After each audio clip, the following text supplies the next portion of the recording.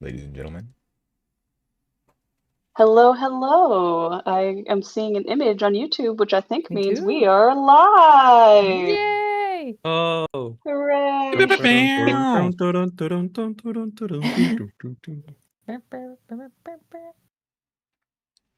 I hope everyone's more Muppets excited. references, please. Thank you guys. Rats in chat, if you can hear us. Rats in chat. I've been watching the Muppet Rats in chat. No way. What are you talking about? That was last campaign. Oh wait, Why are we doing it? Oh yeah, but there's nothing rat pertinent in this campaign. Oh my guys. I didn't say We've shit, barely man. begun. You just what the heck? Oh what my the hell is wrong with you? Let's let Sophia do the intro, okay? Before we just got started. Oh my god. Hi guys, welcome to the Thank you for Q&A. rats. I hope you're excited to cue some A's. It's been a very eventful some season, Qs? and we're some Qs, whatever. It's been a very eventful season, and it continues to be very eventful. We're actually pretty ahead on recording to lift back the curtain a little bit. We're farther ahead than we usually are at this point, so we know an awful lot of secrets, and very exciting things are coming for you guys. But it's been a very exciting half thus far. We're going to be doing our usual Q&A business here, so we've got some questions from the email to get to, and we'll be taking questions from chat as well, so feel free to drop those questions in over the next hour or so as we A some Qs, as they say. Yeah. And we got a couple little bit of housekeeping I want to get done at the top of the ep here. We are on our off week this week, but you are not without any rolling with difficulty. On Friday, we are going to be uploading a one-shot adventure in the Punderworld system by our very good friend Linny over at Twice World Tales. They've been kickstarting a whole bunch of new adventures for the game, lots of new content relating to it, and we got a chance to try out the system and pun it up, which was extremely fun. So keep an eye out on Friday for a little bit of a mid-season bonus one-shot, which we've never done before, so very excited to see how that goes over. And then, of course, regular hunting party episodes will resume next week as our unicorn knights continue to hunt the aberrations that stalk the beastlands. But all of that said, let's get into some questions. This one comes from the email. First off, Austin, don't worry. This writer mixes up two of their player names as well, so that's just sort of the GM curse that befalls you. I never mix up your names. I mix up the character names. It's true. Triss and Katya are, as far as Austin is concerned, one woman. One singular lady. We are the same spellcaster lady, apparently. Two halves of a whole idiot. Yes. But the question is for everyone. Is there a beast lord you want to meet most in this campaign, or is there a layer of the beastlands you want to explore the most? So we're dipping into the possibility of new layers and meeting other beast lords. Does anyone have a beast lord that they are excited to meet, or a layer they would like to go to? For my part, I'm very excited for the lizard lord. That's just me as a person. That's not Katya. I don't know that Katya particularly cares, but Sophia is like, ooh, lizards? Give me more. I want to meet that lizard lord. I guess technically it's not. It might not be this particular animal. But my favorite, Noir's favorite, not necessarily Kireek's, but my favorite animals are foxes. So if there was like a fox lord, which I guess is technically the Canidae lord, so it might be more of a dog than anything. But yeah. Austin recently mentioned that he figured out where all the chinchillas and stuff are. I'm very curious about whatever beast lord is in charge of those guys. Not every grouping of animals in the Beastlands has a lord presiding over them. There is, at least not in that area, there is probably some, like the chinchillas probably do fall under someone's portfolio, but the chinchillas are not important enough to have a chinchilla lord. Boo.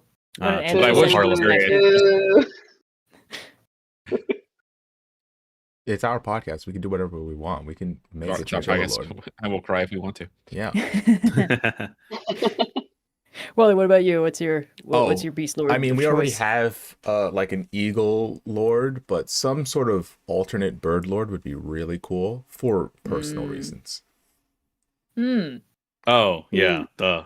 What about you, Austin? Is there a lord that you would want us to meet? There is. I'll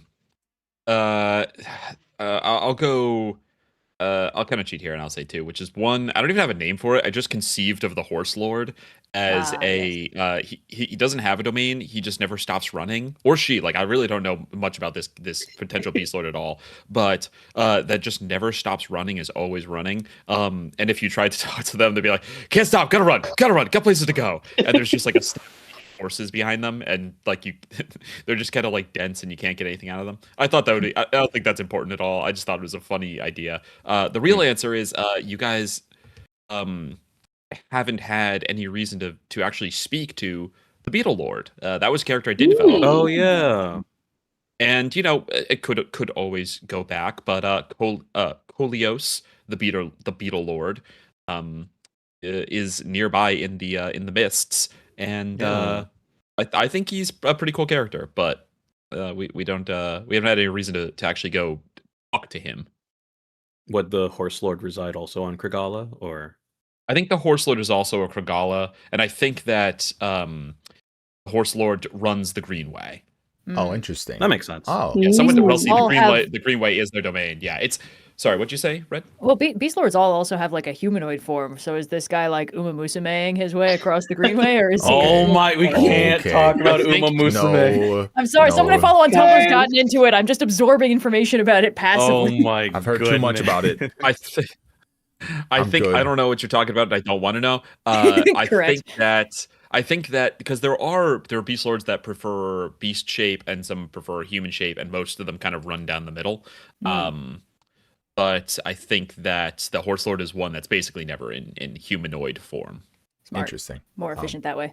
Funny enough, Yeah. though, happy Chinese New Year. It's the year of the Oh, yeah. fire Oh, yeah. horse. You're the You're the horse. fire Yeah. horse. Hell yeah. You know, Very nice.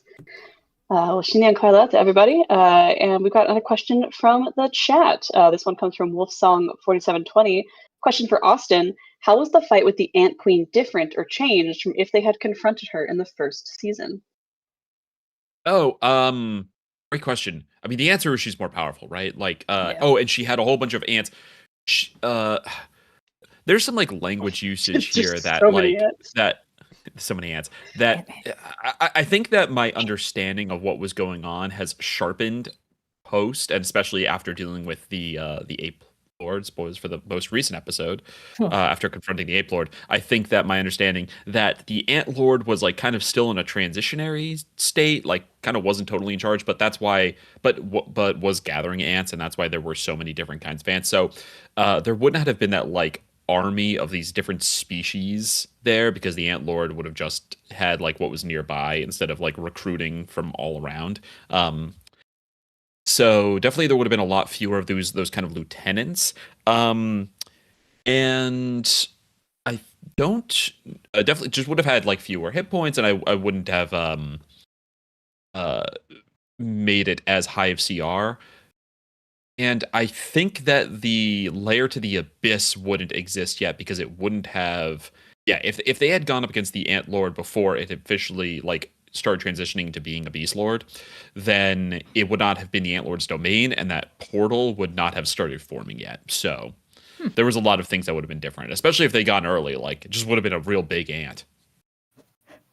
I think it's really cool that Still dangerous, but I think it's really cool that the last two threats that we dealt with in season 1 still ended up being like a continued problem, like into season 2. Yeah. Yeah. Mhm. Yeah, you know, Very rad. so you've done a good job of giving us a lot of different priorities to approach, and the order in which we do them kind of shapes the rest of the season around it, which has been a very clean format for our very episodic adventures, and that there are consequences for the things we choose not to pursue and the things that we do end up prioritizing. And the Ant Queen's a great, like, very direct representation of that. Yeah, for sure. That was a big change from the very first campaign, and for the first two campaigns, where basically you were always told what you were going to do. I think we've kind of transitioned in that way, where the first campaign, I always set out the adventure, and it was up to you to figure out how you're going to do it. It was not railroaded, but it was on the rails, right? I said, you are going to go here, and then however you want to do this thing, that's what you're going to do. And the same was true for the mysteries in campaign 2, but you had a lot more time because you were in the city yourselves.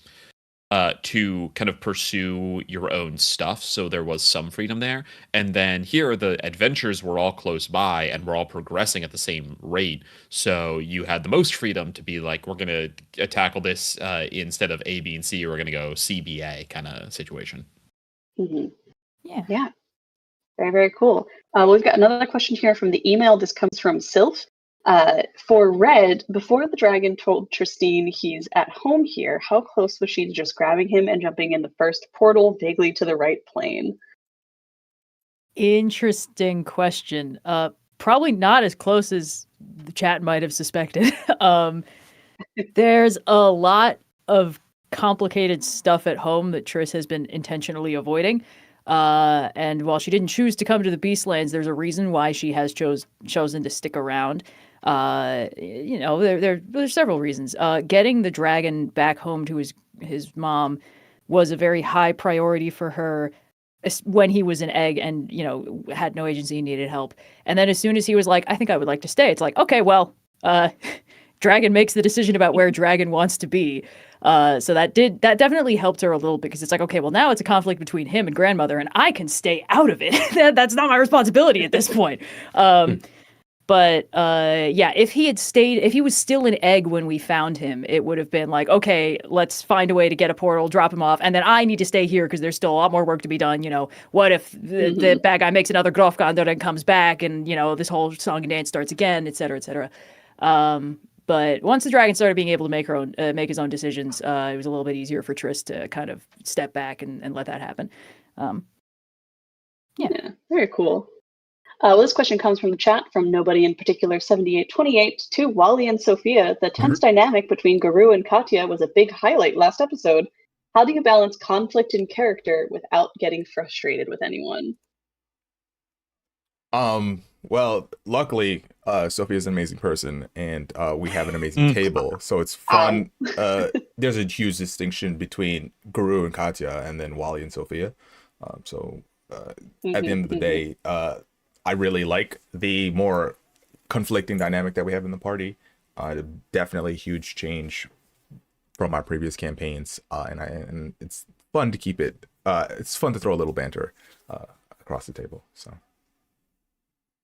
Yeah, character bleed is a very real thing to consider, particularly like we are performers in addition to being players at this table. And so, it's very important that there's clear boundaries between like Sophia, the person, and Katya, the character that I play. Katya is super frustrated with Garou, but Wally's great. I love playing with Wally. So like there's no real world conflict. And we all, before the game started, we have a line and veil sheet. We have very clear boundaries with each other. So like, we know what lines are cool to cross. And for my part, I'm that meme from Brooklyn Nine-Nine where it's like, you can set me on fire, but when I punch you, joking is okay. Like that's kind of how I feel. Yeah.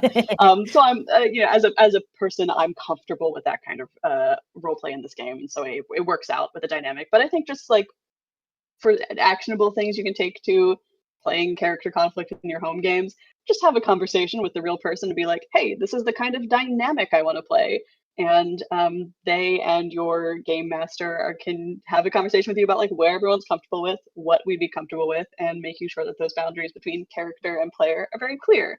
And, we've felt it out and we found a balance that works. And that balance is open hostility between the two characters, and that's been really fun to RP. So yeah, it's been a good time. Boundaries are important. Talk to the players in addition to talking to the characters. And in addition to the safety tools that you mentioned, I think it's nice that we as a group always we try to make a point afterwards the session to kind of do like a post session like talk. Basically, for one, it's fun to just talk about the things that have happened in the session, but also it's a chance above table to like let characters' motivations and trajectories become clear and be like I bring this to mind because literally last night we had like a really extensive conversation about it, which was super fun and enlightening. So that as well is a way to isolate player from character and bring the focus back into enjoying the game as a group rather than not enjoying each other's character as another person's character, Yeah. It is one of the slightly weird things about doing D&D specifically as a podcast is that, like, while it is, fully improvised, there is an element to which we are both players and writer's room. And Yeah. it's like totally kosher for us to kind of go above table and be like, okay, here's the thing with my character. Like, I haven't brought it up yet, but here's like the thing, like the white hot burning core at the center. So like, that's sort of what I'm loosely aiming for. But like, one of the things in yesterday's conversation that was really interesting was how much we were like, yeah, initially I had this set as like the crisis point for the character, but I have since developed, and now I think the crisis point has moved, and like this thing can happen with less incident than I expected. The fun of it being an improv format is that everyone goes in unexpected ways because everyone, each of us are individually writers, but like when the other players and the DM make decisions, we roll with it and it changes sort of what we're planning, and that's what makes it fun. But there is an element to which we kind of go above table and be like, hey, like, we're good, right? Like, I'm really excited for this to boil over. Let's talk about that. Kind of thing. Yeah, I think to that writer's room point as well, something that Austin did this campaign that we hadn't done previously that I really liked is he gave us 3 guiding questions to answer in addition to sending over our character sheet of like, okay, here's however much info. If you're Wally, you send over a full novel about Garou's backstory. My and if character you're notes Sophia, you're like, I don't know, I have currently 16 amnesia. pages You make long. up a backstory for me. But in addition to whatever amount we gave him, he asked us to answer 3 questions for our character that I think helped focus each of us into how we're going to engage with this campaign and kind of brought the story into a very particular place. Because Red's right, we are kind of operating as a writer's room this is all an improvised format. It's not like we're scripting the episodes, but having an idea of checking in with each other on themes we want to explore and where our characters are going, whether that's before the campaign in the form of those questions or in our post-session little chats we do, is a helpful tool for helping to keep that separation between player and character and keep the story kind of like on the rails and interesting. Yeah. Wolfsong, no, I said my character notes are currently 16 pages long, and makes a little more sense. It's fine. Yeah. Part of it is just a copy of the character sheet, so it's not really that much, but and ultimately so 15 pages plus the character sheet. The backstory plus the character 3 sheet pages. plus all the stories that you've written in Garou's book. Mm-hmm. Yeah, I'm very much enjoying Garou, and there are no shortage of interparty conflicts going into the second half. So, oh yeah, oh yeah, no worries there. Well, we've got more questions to get to. This one comes from Pavs and Goat in chat. To Austin, seems this season you finally found out the perfect CR HP damage ratio to curb stomp everyone, including Triss. How do you go about creating combat for this level without going into a TPK, a total party kill? So how do you design your combats for our high level sessions? I was a little worried you would ask. I saw this in the chat. I was a little worried you'd ask me this because if I'm being honest, the answer is I don't know if I can explain it, and I assume at least a big chunk of it's luck. Basically, after the first season, I was like, well, I just got to ratchet it all up. It all needs to be more. Mm-hmm. And that's what I've done. And I don't know that I can look at a character, a monster stat block, and say, oh yeah, I think that ability is just too much. That could instant kill someone. I don't want that. And take it out or not, whatever I'm going to do with it. But other than that, I think that it's just kind of luck. At a certain point, I make these big bad monsters. I want them to be challenging. They are lethal. And then I put them out in front of the players, and I'm no longer really a designer. Now I'm the ref, and it's just kind of up. Now it's on everyone else, So how do I do it? I don't really have a secret. I wish I had something more actionable here because I prefer to give actionable advice.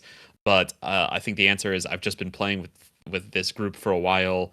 I'm finally settling into this higher level and kind of understanding how much damage I should be doing, but I really don't have a formula for it. So hopefully that wasn't a disappointing answer. Vibes is really all I got. Yeah, I gotta say that the thing Yasuni could do, where she, like anytime I hit her with an elemental attack, she would just send half the damage directly to me. That was brutal. That was chosen specifically because I was like, Triss is gonna hate this.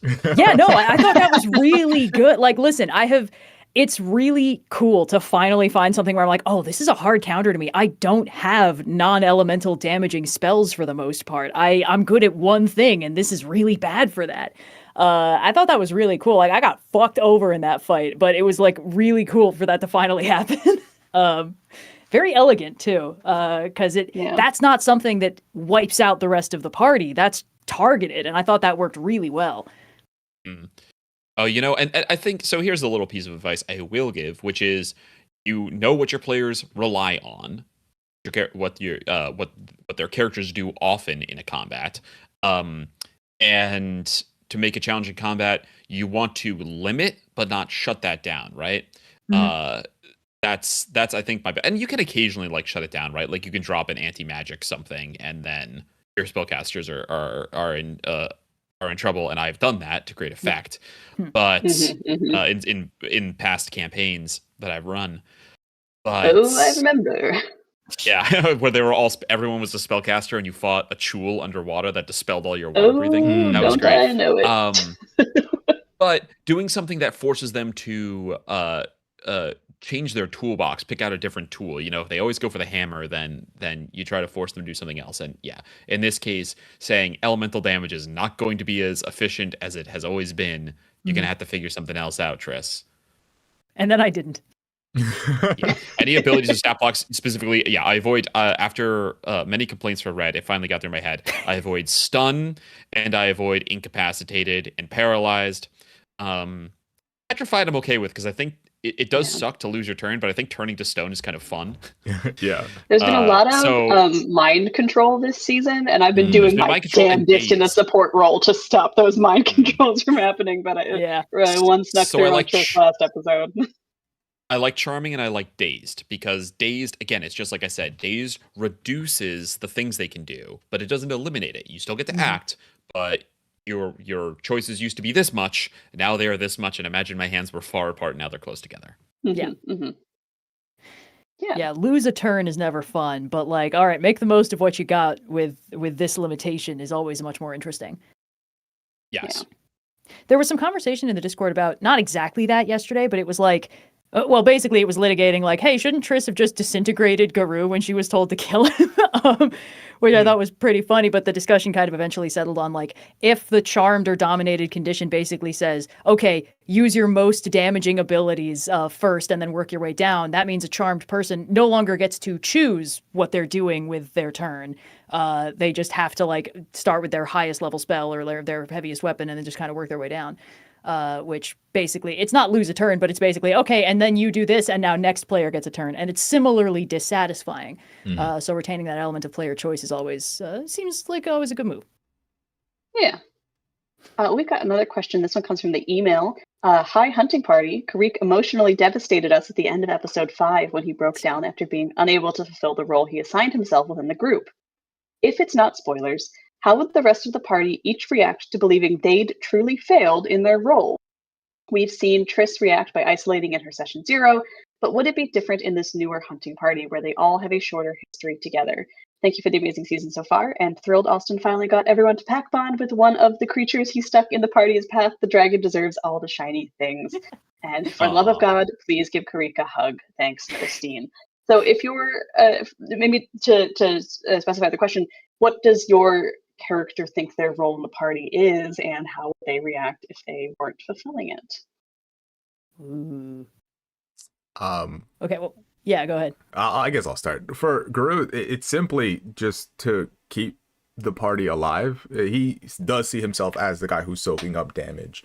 And he used to relegate himself as like, oh, I can put out damage too. But after seeing Trystine, he's like, no, I think I'll just let her do that.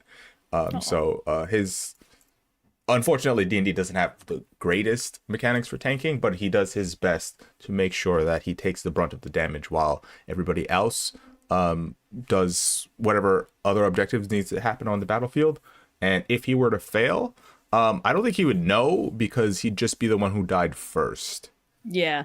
You know, so it does kind of helpfully cut you out of the potential angst. Yeah. So like if Garou fails, he's probably just dead. Yeah, he's just outed. Yeah. Yeah. I mean, you'll see a little bit of it in episode 6. But Triss's whole thing is that she wants to protect everybody. And the one thing she doesn't know how to do is protect everybody from herself. Because that is kind of the problem of like, oh, I'm going to get really strong and powerful. Oops, I failed a wisdom save. And now the fact that I'm really strong and powerful is the worst thing ever for the exact people I'm trying to keep safe.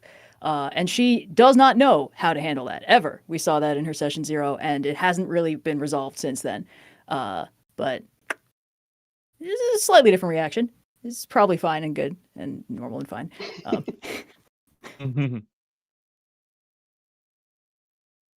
Yeah, I think Katya, for her part, is like, oh, I run support in combat, and my job is to kind of keep us on the rails and focused on our shared goal. And I think similar to a lot of people in the party, if she felt that it was impossible to fulfill that role for whatever reason, or it became unsafe for her to continue to fulfill that role, I think she'd kind of just dip and like carry out on her own. Katya's never been someone to like stick around places for particularly long, not necessarily by her choice, but just in the way that reactions to her previous divinations have gone. She's gotten run out of a lot of places, and so like she's kind of if fight or flight is on the table, she's definitely more of a flight risk. So I don't know that it would happen if she wasn't fulfilling her role, quote unquote, in the group. But as soon as the group dynamic no longer felt safe to her, I think she becomes a flight risk in that way. Yeah, we were talking about this yesterday after we recorded. We were like, wow, we're all really avoidant. Like, it's taken us almost 2 full seasons to get even close to the heart of our tragic backstories. Yeah, we're all being sneaky. There's a lot of good role play in the latter half of the season that we can't talk about because it hasn't happened yet. But it is very cool nonetheless. I don't know if Kireek is avoidant. I think Kireek is noticing that everyone else is avoidant, and like, well, what am I supposed to do then? Congrats on being the heart this season. It's fun, right? Yeah. I love that Kireek's the heart this season. It's great. Someone needs to draw Kireek as that meme of like the person holding the 2 babies on the leashes in like wildly opposite directions, but it's just the rest of the party. Add a third, and then it's you gotta add a third. And Garou. We need a "This is our get along" shirt kind of. Yeah. Yeah. But I don't know. I feel like episode 5 kind of spoke for itself as far as how Kireek would respond. Fetal position and cry. Yep. Fetal position and cry. Ooh. Yeah. I know. It makes me sad just thinking about it. He's our boy. He's our bird boy. Noir keeps coming up with characters that are like laser focused on inflicting maximum emotional damage. And to the person's comment about someone should give Kireek a hug, Kireek will accept a hug. No one's giving him. God! I'm not sure you want a hug, Garou. I'll tell you that right now. I mean, wait, what is Kireek going to do? What's Kireek going to do? Complain that Kireek literally does not have the vocabulary. No mind flayer in the history of the Planescape has ever said the word hug. But even then, it's like complain that the smelly ratty bugbear is gonna give some kind of affection to the stitched together bird abomination. That's like that'd be calling the what's the phrase? Calling the pot calling the kettle black. Yeah. Yeah. Hello, pot. My name is Kettle. You're black. There we go. Yeah. Yeah. Well, related to the big feelings that I think episode 5 gave us, got a question in chat from Logan Van Hofwegen 5688. To all, things got really stressful last episode. How do you guys deal with the stress of playing D&D? Kind of related to the bleed question from earlier. One thing that has helped us is we do have like a post game huddle. I think is the best way to describe it. Yeah. Depending on how late, because sometimes our sessions do end at like 1 in the morning. It's like, okay, we're all going to talk for 2 seconds, then we're going to go to sleep. But when more usual session where they end earlier, we try to like actually have a little bit of conversation about like how we think it went, and I think that helps to kind of take you out of the immediacy of like being in character and being in the session, and the stress of like I have to be on my A game or else the A floors will squash us like the little pants that we are. Having to just be like talking about it as is it almost like a observer rather than a participant helps kind of dissipate some of that stress.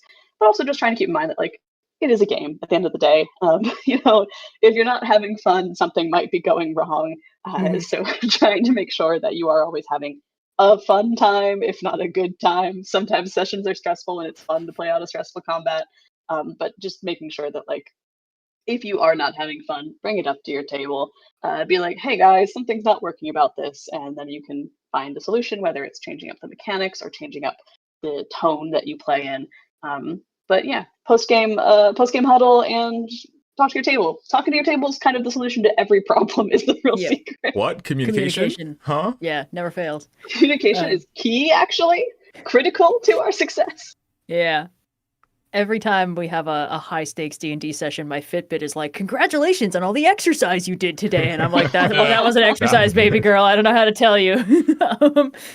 But yeah, I think for me, it kind of depends. Like I'll be fine most of the time, and then I'll be like trying to get to sleep, and my brain will just be vividly replaying all of the decisions of the D&D game. And I'm like, okay, calm down. But that's me specific. I get stuck on things a lot. But the fun thing that I've experienced is, like, no matter how stressful a D&D session is, the next one always goes way better than I feared it would, because everyone on this call is on the same team and is trying to make the story go and be good. Like, there's no adversarial DMing at this table. It's like when the last time that I had something like this, Pobs brought it up in chat, where it's like, I'm gonna go single, like 1v1 the Elder Brain, and then like I spent the whole week being like, what the fuck did I just do? I'm so stupid. And Austin was like, okay, we're gonna need to do a little bit of strategizing, because I don't know how to not kill you if this happens. And I was like, yeah, see, that we're all in this together. Just because I'm the one who got us into this mess doesn't mean we're not all in this together. So again, communication, power, friendship, yada yada, stuff like that. I'll also point out that, I don't know, for me at least, playing the stress that I get from playing D&D, I feel like is equivalent to like the stress a super fan gets when they watch their favorite team play. You know, it's like there's a stress, but it's inherently fun. You know, and then at the end of the game, it's not shaving years off your life. Yeah, and at the end of the session or the game, hopefully there's like an immense amount of catharsis when you win or lose.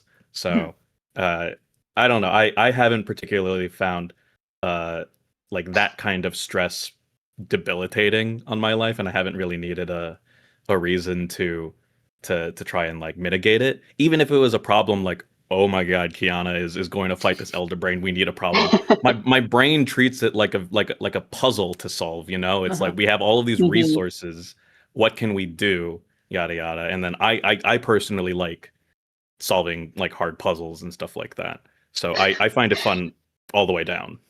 The real secret of this podcast is that at least 3 out of 5, if not all of us, have at some point gotten really into cryptic crosswords, and that's what keeps everyone sane behind the scenes, is that they're constantly really into difficult puzzles. Yeah. I have a character Austin sheet. Wally, any thoughts on keeping stress down? I have a character sheet where I kind of journal. You know, I take the frustration and I'm like, okay, great. What's a corner of Garou's story, backstory, mind state that I can just shove into this character sheet? Maybe I'll delete it, maybe I won't. But definitely, after every session, I usually stay up a little bit to look over my character sheet. Be like, okay, great.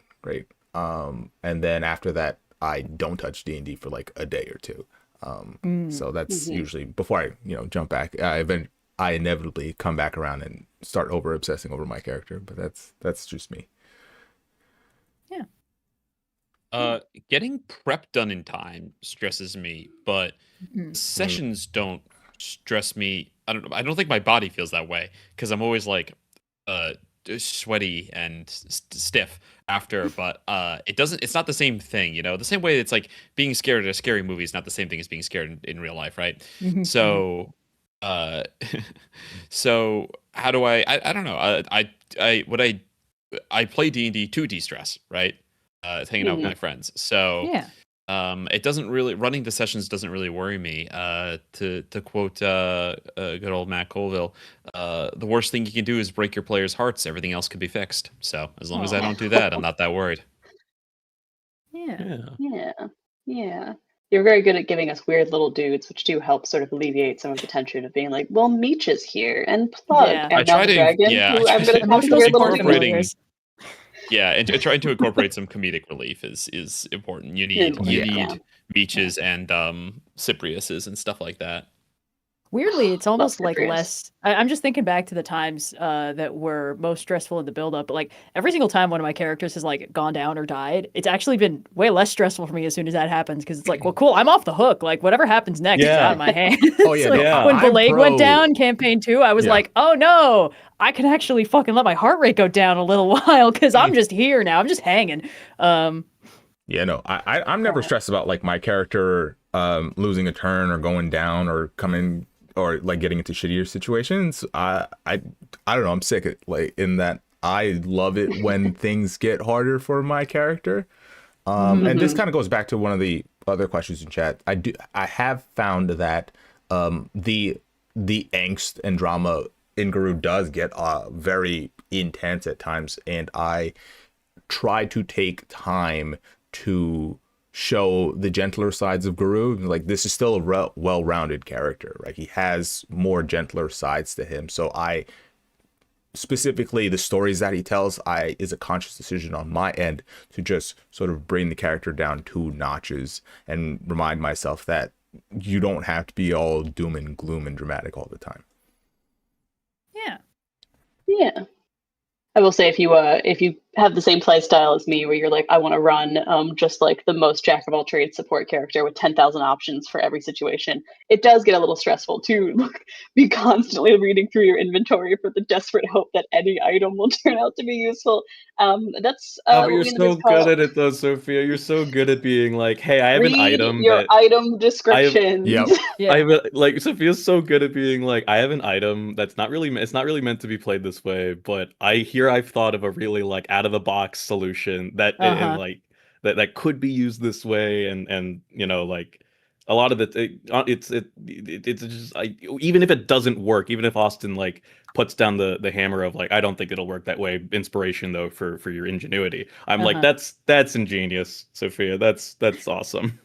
Well, I'll take the compliment. I'm going to throw one back at Austin. He's very judicious with when he lets me get away with things versus when he makes a ruling. I think they're very fair, which is a nice stress reliever because it's like, well, I'm going to throw shit at the wall, and if it sticks, it will be earned, and if it doesn't, it was a well-made decision nonetheless. But if you're feeling like you're getting overwhelmed with the number of tools in your toolkit, either streamlining and picking 1 or 2 things to be really good at and trying to focus all of your energy on doing those things can help kind of reduce that decision fatigue. Or if you tend to like having a lot of tools, just take some time before or after a session to like reread your spell list and your inventory and go through your character sheet to like just have in the back of your mind, it's even subconsciously, a better idea of what's available to you. You don't have to give yourself D&D homework, but if you want D&D homework, it can make playing easier. Is the real secret. At the end of the day, you should be having a good time playing D&D. So if you are finding that you're getting stressed, talk to your table, try some strats out, and there's got to be a good way to help reduce that. But we've got more questions to get to. This one's from chat from Bob McGrubb. Excuse me. Noir, does Kireek see out of the Mind Flayer eye? Does the Mind Flayer head have a brain? Is this a conjoined twin situation, or just leftover parts that are just part of his body? What's the deal with Kireek's Mind Flayer bits? Okay, all right. So first and foremost, the reason why the head is on Kireek's shoulder is because it looks cool as shit. You know? Yeah. Sorry. Sometimes it has to be cool. Sometimes it's just cool. Yeah. First and foremost, that just looks really cool. I don't really have a great in-story name. Watsonian reason, I don't know. I imagine that the Scythe and the Subjugate was one of like, it's like, I don't know. Okay, you remember that Love, Death, and Robots episode Zima Blue or something like that? Zima Blue, the one where it's the where it's the Zima pool cleaning robot, right? The pool cleaning robot. Yeah, the pool cleaning robot. Yeah. So he specifically said that the pool cleaning robot, though, like, was the inventor's favorite, and whenever she needed to prototype stuff for other robots, she would first test it out on the pool cleaning robot or whatever. Ah. Now, I wouldn't say that the Mind Flayers really liked Kireek, but I imagine that whenever they needed to prototype something, when they were enucleating or grafting or sinuing or otherwise, they would try it on Kireek. And so I imagine Watsonian, there would be like there was an instance where it's like, well, we have a dead Mind Flayer. I wonder what this does as far as grafting it on, and perhaps, I don't know, maybe I haven't really thought of it that far. Maybe that was the genesis for giving Kireek psionic powers. Maybe. I don't know.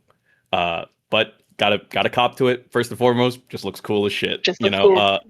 So I don't know. I don't think I think it's vestigial, is what I've always said. I don't think Kireek can see out of it. I don't think it has a brain. The best that Kireek can do is kind of flex his arm muscles and make it wink. Oh, I know what I'm doing next. I don't want to put you on blast here, but you did, when we were doing character creation initially, tell us that Mind Flayer head has a name and could potentially be a weird little dude. Do you want to share the name that you had? I'm like 80% sure he was joking. No, I have a name for it, but you gotta ask Kireek. You gotta ask Kireek. I don't know, man. I assumed it was like not a little secret, little tidbit to the fans. Actually, Noir on his knees begging us to talk to Kireek. His character can actually, we gotta all get off our fucking like parapets where we're all angsting about our tragic past and actually talk to the Birdman.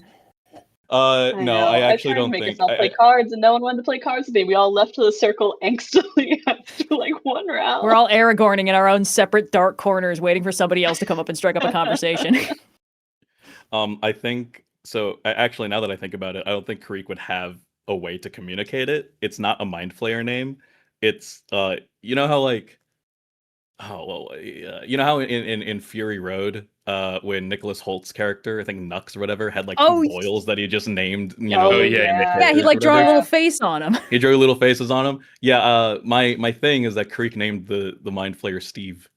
But I don't think he'd have a way of actually communicating Mind that. Flayer When has he actually heard the name Steve in real life? So well, we there you established guys in go. Campaign 1 that is a classic from the Yankee Down name. Under. So perhaps it was in their eternal battle it came up for Kireek. It's Steve, you guys. There we go. It's lore accurate for rolling with difficulty. I kind of assumed that it was like a failed seromorphosis thing, because not every species can be seromorphosed.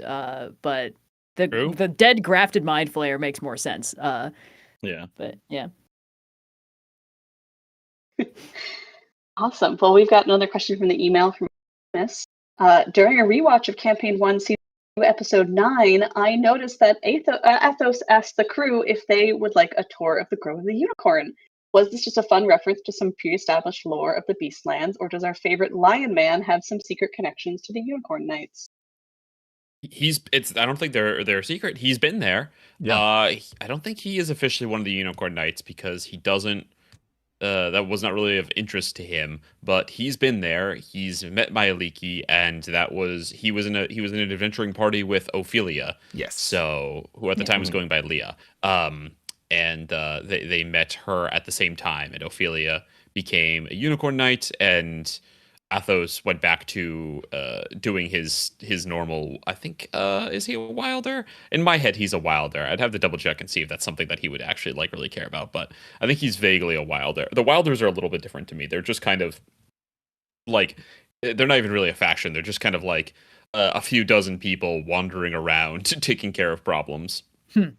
Like the Unicorn Knights, but just less focused. Freelance. Even less organized than the hunting party. I think they do a lot of like protecting people from other planes who come through. I think that's kind of more their thing, is like being guides, which Athos did when you first met him. So so he has been to the Grove of the Unicorn, and he has met Myaliki. He is not a Unicorn Knight himself. Very, very tight. Well, we've got another question from chat from Spaced Baba Lian. I'm so sorry if I'm saying that wrong. To the gang in Austin, happy haunts year. The Beastlands resources are hard to come by. What food does your character, and you as well, crave on this auspicious day? So it is, as mentioned, Chinese New Year. What do people crave? What foods do your characters fond of? And what foods are you as a person fond of? Oh, this is my biggest world building blind spot in everything I deal with. Well, I am, as a person, constantly craving jianbing, specifically danbing. It's what I got for breakfast like every day when I lived in Shanghai, and I miss it constantly. And I know it's not specifically a New Year's food, but just like I think about those pancakes every day. And I think Katya, what does Katya like? Soups and stews, perhaps. I think she's a warm food person. I think she demolished I a think good she's borscht. a good borscht. Yeah. Oh, pierogies. I mean, Oh yeah. come on. There was someone on Discord, I'm blanking on the username, I apologize, who did make witch hat shaped pierogies in honor of Katya, and I think that is maybe the most appropriate meal that our favorite wizard could ever eat. So I'm going to go with witch hat shaped pierogies for Katya. I think Katya's curious. I don't know what my favorite food is. I like food. I'm not too Yeah. picky, So I think Kireek though is a fan of just kind of like the simple stuff. So like just wild berries that he'd find out in the wilderness. Just really leaning into the bird of it all. So yeah. I think Triss is an adventuring rations kind of person. I think that probably not a very cuisine focused family. I feel like a silver dragon eats whatever 2 it biscuits wants. of hardtack. It's a feast. I really think it's not a priority for her. It doesn't matter. Like every character I make is very focused on something, and everything else is just kind of irrelevant. And for Triss, food is just a thing she needs to not die. But I think she'll try anything once. Is enough to fill a grown man's stomach for a whole day. Yeah, listen, the elves have a right of it, okay? Like, if you just give me, like, elf chow, I'm good, okay? I don't need to think about it for the next 24 hours. I'm picturing, like, Count Chocula, but, like, it's just a thumbs up Dritz Jordan on the cover, Yeah. For your long and timeless, starless nights in the Underdark. As for Garou, he's definitely a rations kind of guy too. He spent almost about 10 years here in the Beastlands by himself, so he's used to just hunting and eating what he can. I think though his favorite food would probably be something his banner used to cook for him. I don't think he's had like a home cooked meal in a very long time. So probably a stew, or a soup kind of guy, something homey, But nice. Yeah, realistically, we are kind of all constantly engaged in girl dinner by the nature of where all these characters are. Like it is just kind of like, well, I've got 13 berries and a hunk of bread. I suppose that's dinner tonight. I in real life have been doing the 2 hard-boiled eggs for breakfast thing a lot because it's easy, it's simple. I don't need to think about it for a while. I love me some eggs in the morning. Mm-hmm. Oh, you Wally, still have what breakfast? is your I just do lunch maximum and dinner. number of eggs in an omelet? Okay, there's a difference between the maximum number of eggs and my usual number of eggs. I typically have like 5 scrambled eggs in the morning. I can make my world famous 8-egg omelet, and the most eggs I've ever consumed in like maybe not a day. A day is about like 10. In a week, I've had like 40 eggs before. I like to eat. Okay, Gaston. That's a lot of eggs. I like to eat. Okay. No, it's fair. Good source of protein. Perfect food. Hell yeah. I think Kireek would hate the concept of like the spell good berry being like, what do you mean I only need to have 1 berry? I want all the berries. Dude, if Triss could cast good berry, she'd be unstoppable. It's like, I never need to think about food again. 1 berry a day. Hell yeah. Oh man. Now I just want pierogies. Yeah, that's the problem when you guys ask questions about food. It makes me hungry. I'm like, okay, great. Stream's over. I'm going to go eat. We've had a bit of a break from it because in campaign 1, of course, there was Finbar. We did a lot with the Searing Tongue. Yes. And then it hasn't really been as relevant since to the characters. But yeah, it makes us hungry, which is why we don't usually, I guess, eat in session. Triss and Katya did have a bit of a girls' night meal. We were in Ilfar on High that one time. But other than that, this party all goes to their respective corners with their handfuls of like hardtack and just hopes for the best, it seems. Unwrap of some lembas in a leaf and call it a day. Yeah, playing Beleg was hard because canonically he should have strong opinions about food and be really good at cooking it. But I, the player, again, biggest world building blind spot. I can't come up with food. I just basically make everybody eat various kinds of dumplings and I call it a day. It's like that's usually correct for most You things. gave Beleg a sweet tooth though, right, or something like that? I did. Right? Yeah. Listen, Yeah. my dad taught me how to bake from a very early age. Desserts, I understand. It's eating for sustenance that's hard. So Sure, mostly, sure. anytime somebody started asking, I'd just scare them off with my terrifying coffee opinions, and then I'd be home free. Well, we've got more questions to get to. This one's from Paul Saraki in chat. What time does this campaign take place in relation to the other two? The burning Okay, question. Just discuss actually. The simple answer it's- is it's in between campaign 1 and 2. Mm-hmm.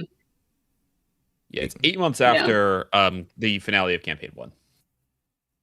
So as we know, when campaign 2 when is the takes place finale of 100 campaign years 1? before. I'm kidding. When is campaign 1, like when does that end in relation to the start of campaign 1? That is much more difficult to figure out. But if you want a solid, it's 8 months later. The things were stewing and festering for 8 months before people got involved. I believe the most detailed. Yeah. I believe that the most detailed timeline that the rolling with difficulty community has. I believe it's Potato in the Discord that very loosely tracked a timeline. And it was like maybe like a little under 2 years or a little over 2 years, something like that. I don't quite remember. That could be the wrong value, actually. The one that we kept saying, like, yeah, campaign 1 was 2 years, and then someone did the actual math. Was like, that's not correct at all. It was barely been a year. Yeah, I think it's more like it's more like 13 or 14 months or something like that. I guess the good thing is Maybe we can 15, synchronize our Planescape watches against the Mind Flayer invasion because it happened simultaneously across all planes. Yes.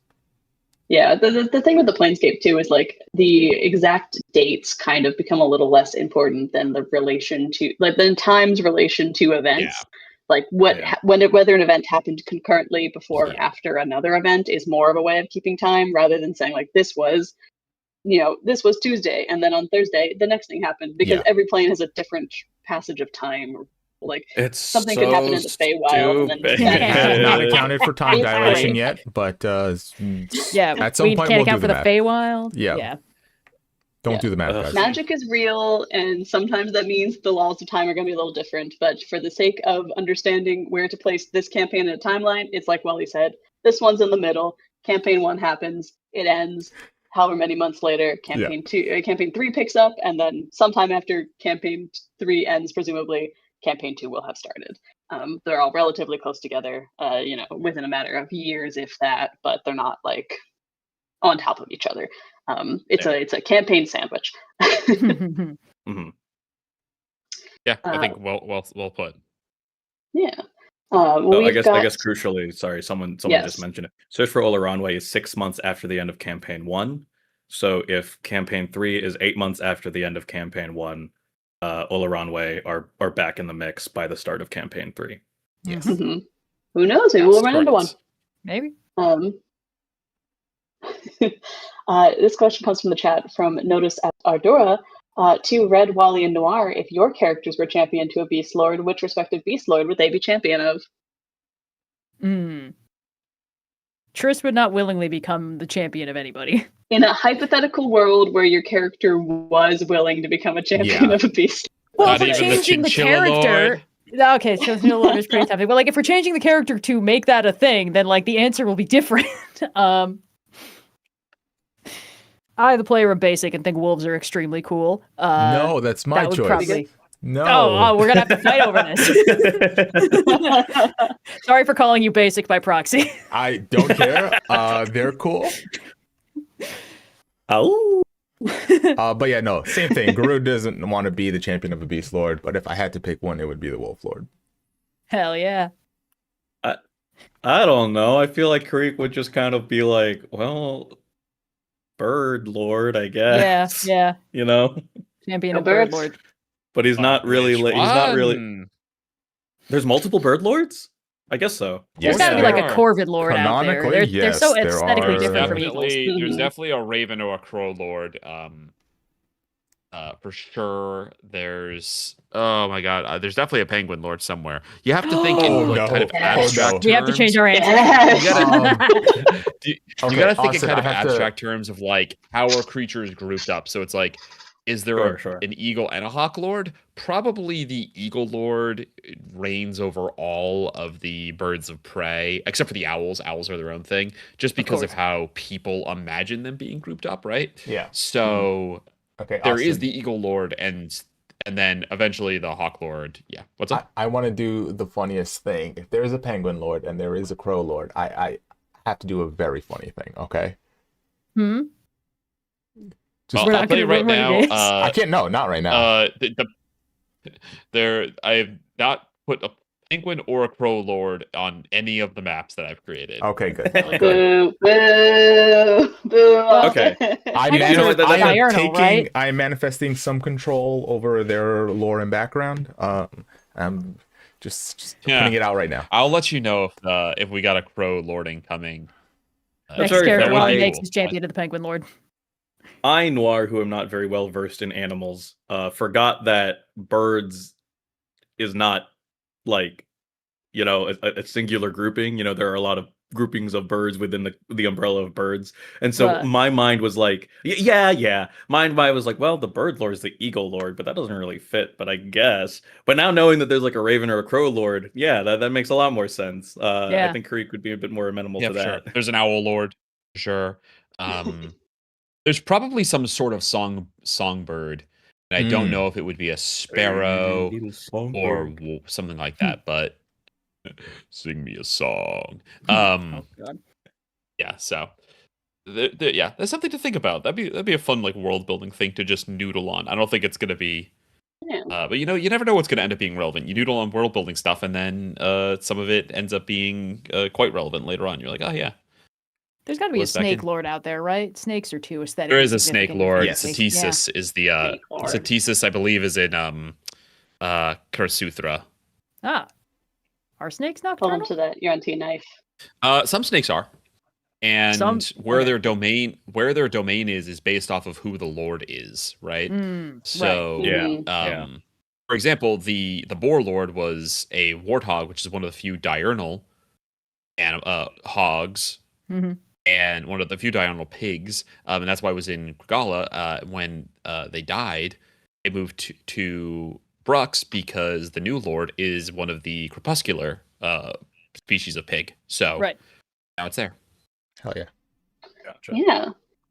We're coming up on time. I think we have one more question from chat we could take, and then we gotta Oh, call it a Q&A.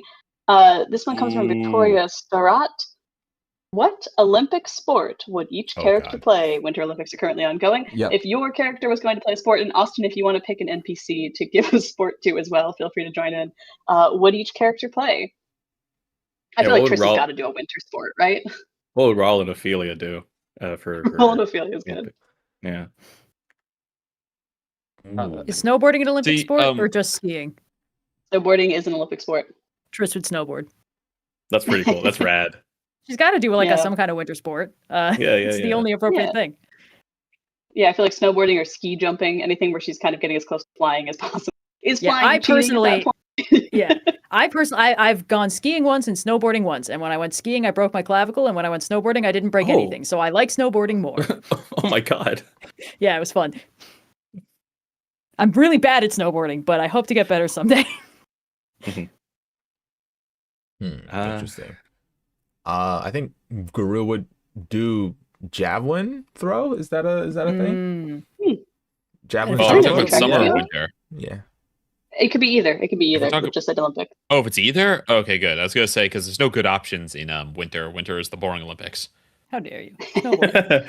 Well, curling has never been more It's- dramatic. Curling You're not a is fan of the luge? contested today. So Yeah. stupid. But I think if not javelin, like shot put or something is definitely in Summer Olympics. There's a lot of track and field rowing based Yeah. events that are wrapped up in that. I gotta look up the stuff Katya, somewhere. not gonna be doing a winter sport. I can tell you that much. She can't swim, so that all those ones are immediately out. Really, I don't think she's good at any sports. It's the real secret. I don't think she would make most Olympic teams. It's just not simply a place for wizards.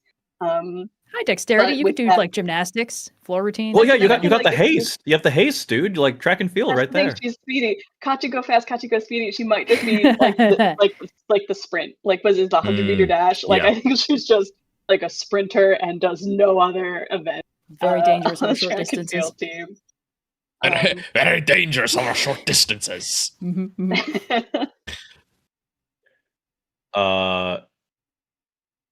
I don't know. I'm like, what's like a very like mind gamey kind of sport? But like really, I think a lot of sports are about like reading people in the mental, you know. So the Olympics tend to be pretty physical. Like they don't do chess there. Honestly, I know. It's true though that mind game, because like the team sports where you are trying to directly play another team tend to be the ones where you get the most like head-to-head strats, you know. It's true though that when you're at that extremely high level, a huge percentage of it is your mind game, right? Like just your mental state. When everyone is the peak of physicality, kind of the only place left to go is in your head, you know. Kireek has 3 arms. He'd probably kill at table tennis. Oh, table tennis, ping pong. You know they don't let you have more than one paddle, right? Semantics. They do doubles volleyball. Do they not do doubles table tennis? I don't know. I can't really think of a good answer, never mind. Garou would kill it at volleyball. Ooh, that's true. You could just pick up the ball and drop it over the net. Yeah. He's so tall. Yeah. Just jumping all over the place. I would go hard. So I can't really think of a good answer for Kireek, so I'm kind of tempted to just do a funny answer, you know, just being like breaking or cycling BMX freestyle. Oh, hell yeah. Oh my god. Put a little helmet on you and another helmet on Steve.